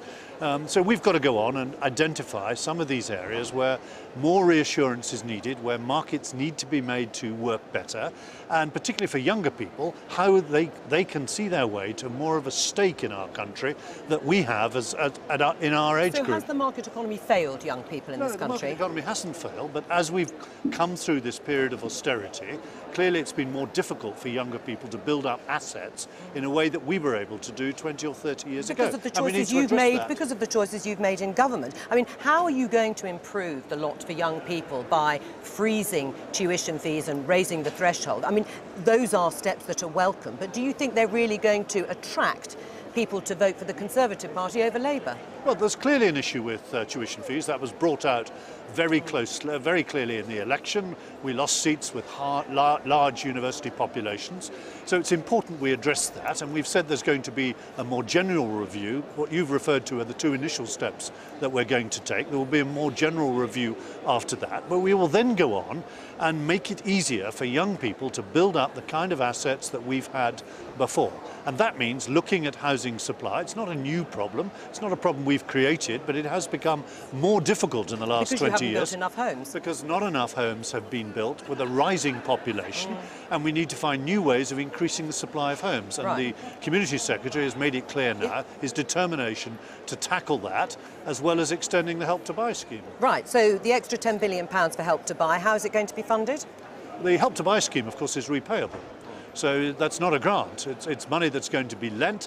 This is a very good use of government money. It's lent out and it then comes back to the Exchequer, and you'll see more details of that when we come to the budget. And it's important we help young people get on the ladder. Right. I mean, when you say there are going to be more details in the budget, would you expect the Chancellor to give more flexibility on public sector pay, for example? Labour is making a much more generous offer. They want to offer at least the level of inflation in terms of pay rises. Should you do the same? Well, you'll see what the precise details are, but he's already said, we've already agreed as a government, as a cabinet, that there will now be more flexibility. Should it go further? Groups like the armed forces that I'm responsible for will not be pegged back to the 1%, and you'll see the details for each of the different public sector workforces in due course. But we should have that flexibility.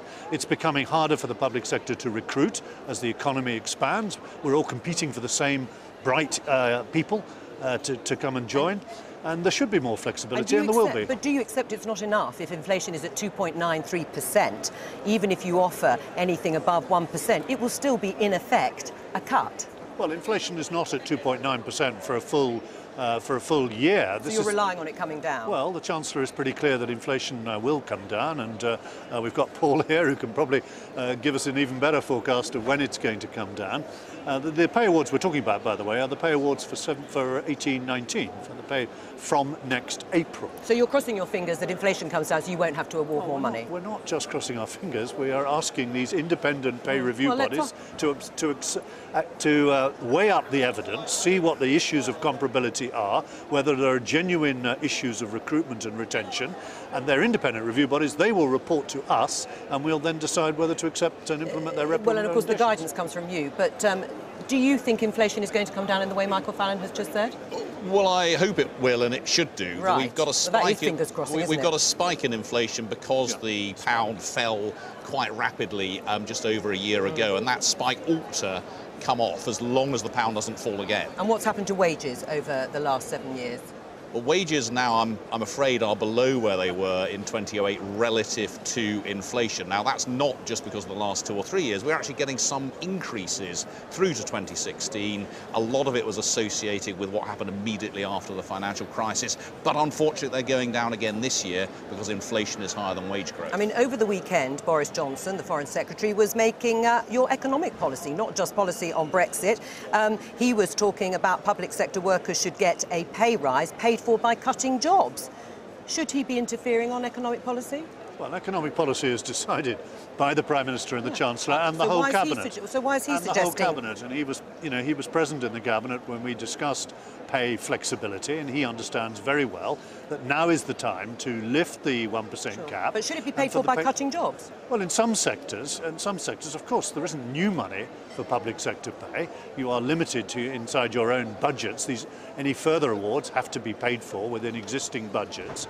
But he'll set out the detail of this when you see the individual remits that are given to each of the pay review bodies. So you accept the premise that actually some jobs will be lost in order to fund those pay rises, for instance, in the police? No, that's not my premise. I mean, but it is up to, it's up to each of these different public sector workforces to manage their budgets in their way. Now, in some cases, they will want to have higher pay to recruit for particular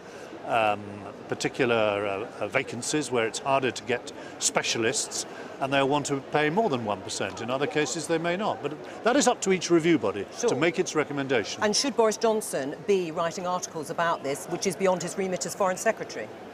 Well, Boris Johnson, Boris is Boris. He writes articles and so on, but the overall policy is decided by the Chancellor, by the government, by the cabinet. I mean, is it enough to say Boris is Boris, that he can trample over everybody else's remit by giving his advice on both Brexit and now on the economy? I mean, Michael is Michael, we could say. Is there an economic policy you'd like to suggest here? There may well be, but we sit round the cabinet table. We give our advice as cabinet ministers to the Prime Minister and the Chancellor. Boris is part of that process, so he's not being denied the opportunity to participate in decision-making in government. Right. Should he not print articles in newspapers talking about economic policy?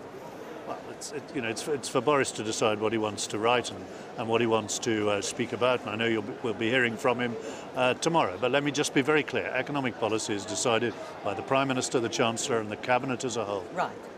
Should Theresa May just sack him to shut him up? I think the Chancellor made clear this morning that none of us are unsackable. I can be sacked. Yeah. But you don't print things in newspapers, do you, Michael Fallon, that cuts across your colleagues' departments? I tend to stick to my own department, but we all have views on these matters, and we express them in cabinet as part of cabinet responsibility. Right, but I mean, how does that work when you're dealing with big issues like fixing the economy and Brexit if there is this show of disunity? Well, these are huge issues. They're very complex issues. It's no surprise that there are different nuances of opinion around the cabinet table, and there obviously were at the beginning between those who wanted to leave and those who wanted to remain in the European Union. But the way that all those views are collected in the cabinet, we all had the opportunity to contribute to the Prime Minister's Florence speech, including Boris Johnson, who was there at the meeting when the speech was reviewed and was able to contribute to it. Right. I mean, just finally, because we're going to go on to Catalonia and we're going to look at some pictures from Catalonia. Before that, Theresa May and Philip Hammond have been launching a defence of free market capitalism. He did so in his speech. Is that an admission that the Conservatives are worried about the public mood, that they have to make and restate that defence? Yes, I think for every successive generation you have to win these arguments all over again and explain the importance of markets, what markets deliver, rising living standards, more of us with assets that we can invest on behalf of our families. We have to make the moral case for capitalism to every successive generation. And that is one of the lessons from the general election campaign, that these arguments that we thought we'd won have to be remade. Let's talk about Catalonia, because we've seen quite disturbing footage coming out from the region. Let's have a look at some of the pictures. In your mind, I mean, these are clashes with Catalonians, obviously over the independence referendum, and there are the Guardia Civil trying to keep the peace, but it did turn very violent. Were the Spanish police, in your mind, too heavy-handed? Yes, I mean, I deplore the kind of violence that you've just shown, particularly beating people up who were trying to vote is not what you expect in a democracy. But we're also very clear that we respect the Spanish Constitution, and this referendum was held outside the Spanish Constitution. Right, because a spokesperson from the Foreign Office said the referendum is a matter for the Spanish government and people. We want to see Spanish law and the Spanish Constitution respected and the rule of law upheld. Spain is a close ally and a good friend whose strength and unity matters to us. But no condemnation of the violence. Well, I've just condemned the violence that you've seen. I don't think people who are voting should be beaten up. But again, will you make it clear to your Spanish counterparts? We respect the Spanish Constitution and the approach that the Spanish government has taken to the referendum. But was it the right approach to behave like that? Well, I mean, history will tell whether it was too heavy-handed or not. You've shown me some footage. I deplore that particular violence. All right. Well, while you're here, Michael, let's get back to that transition period after Brexit. Ellie's been asking people how long it should be, and she's with us again. There she is. Now, Michael, how long do you think the transition period, this is the period after we've left in March 2019, how long should it be? It should be around 2 years. Around 2 years. Not a second over 2 years, as Boris Johnson stated. Around 2 years, as the Prime Minister has stated. Could it be sooner than 2 years? No, around 2 years is what is in the Florence speech, and that's what the Cabinet agreed. Right, OK. Well, Ellie's going to put a disc on our moodometer, our very scientific thing, for us. There she is. Ellie, thank you very much, Michael Fallon. Yes, around 2 years, and Michael Fallon, I'm going to put that there. And as you'll see, lots of people have put around 2 years. Some of them wanted 6 months, 1 year, 18 months. But yeah, I think probably the majority are around 2 years, so in line with the thinking of the Prime Minister. But you'll also see a number of people quit now.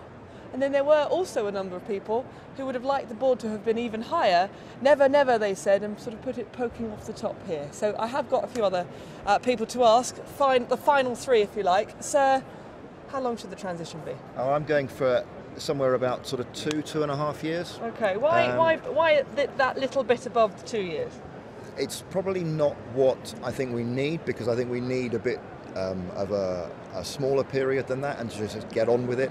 But I think actually by the time everything shakes out and things have calmed down a bit, I think it'll be around that sort of length of time. Okay, madam, if I can bring you in now. We have the last few, I've been calling them mood magnets, actually. I think that's quite a good name for them. Where are you going to put your mood magnet? Just there. Oh, quit now, why? Because, well, I bank online and it takes seconds to cancel a direct debit. It's really, really simple. Should have been done yesterday. Okay, and very quickly, sir, you're our last one. Where's it going? I don't actually have a magnet. Oh, haven't you? But, Hang on, I've got one in my pocket. Oh, that's due to the wonderful way we're... There we are. Thank you very much. On it goes. I'm going to put it around 1 year. OK. 1 year, not 2 years. I think that a year is long enough for businesses to adjust to Brexit. Fine, there you and go. I think that we need to get back on track with the rest of government work. Lovely. OK, thank you very much. Well, there you go, Joe. Our fabulous new moodometer, a resounding success. I've been looked on enviously by other media organisations, but here it is. Gives you a bit of a sense of the mood in the camp here in the conference floor. Ellie, thank you very much. That's it from the moodometer from today. We, of course, have been covering the Chancellor Philip Hammond's speech here in Manchester. Tomorrow, Boris Johnson, the Foreign Secretary, about whom we have spoken a lot on this programme, will also be giving his conference speech tomorrow. Thanks to all of my guests, but particularly to you, Paul Johnson, for being my guest of the day. That's it.